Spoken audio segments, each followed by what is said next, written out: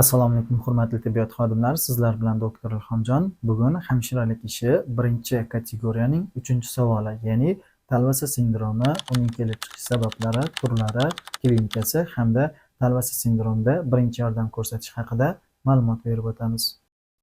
Talvasa sindromi mustaqil kasallik hisoblanmasdan a'zo va tizimlardagi boshqa bir kasalliklar, infeksion omillar, masalan, meningit, ensefalit yoki sepsis kasalliklar, bundan tashqari bosh miyaga bo'ladigan travmalarni hisobiga, zaharlanishlarni hisobiga yuzaga keladigan patologik holat hisoblanadi. Talvasa sindromi odatda yosh bolalarda kattalarga nisbatan ko'proq kuzatiladi, chunki ularning nerv sistemasi juda ham nozik hisoblanib, organizmdagi ba'zi bir kasalliklarni hisobiga nerv sistemasiga salbiy ta'sir ko'rsatishi mumkin.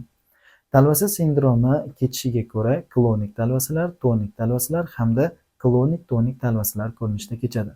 Klonik talvasalarda bemorlarda butun mushaklarning tartibsiz qisqarish holatlari kuzatiladi.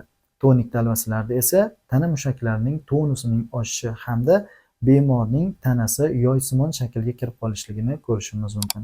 Aralash holatda kechganda, klonik-tonik holatda kechganda esa bemorlarda dastlab titroq, undan so'ng mushaklar tonusining birdaniga oshishi yuzaga keladi. Boshning orqaga ketishi, ko'zning orqaga ketish holatlari yuzaga kelishi mumkin.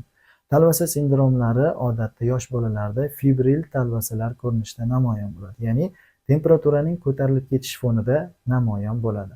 Bunday holatlarda bemorlarga birinchi yordam ko'rsatish. Dastavval bemorlarni tekis yuzaga yotqiziladi hamda boshi shikastlanmasligi uchun boshining ostiga yumshoq yostiq qo'yiladi va bemorni yonboshlatgan holatda ushlab turiladi. Undan so'ng bemorlarga talvasani bostirish uchun dori vositalari buyuriladi. Verzepam, sibazon, diazepam kabi dori vositalar buyurilishi mumkin hamda talvasaga sabab bo'lgan asosiy omil bartaraf qilinadi. Infeksion omil bo'lsa bartaraf qilinadi, temperatura yuqori bo'ladigan bo'lsa temperatura tushiriladi va hokazo.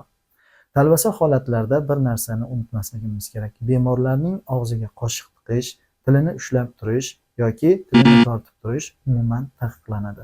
Bu nafaqat yordam berish hajmini kamaytirib yuboradi, balki bemorlarga shikast yetkazib qo'yishi mumkin.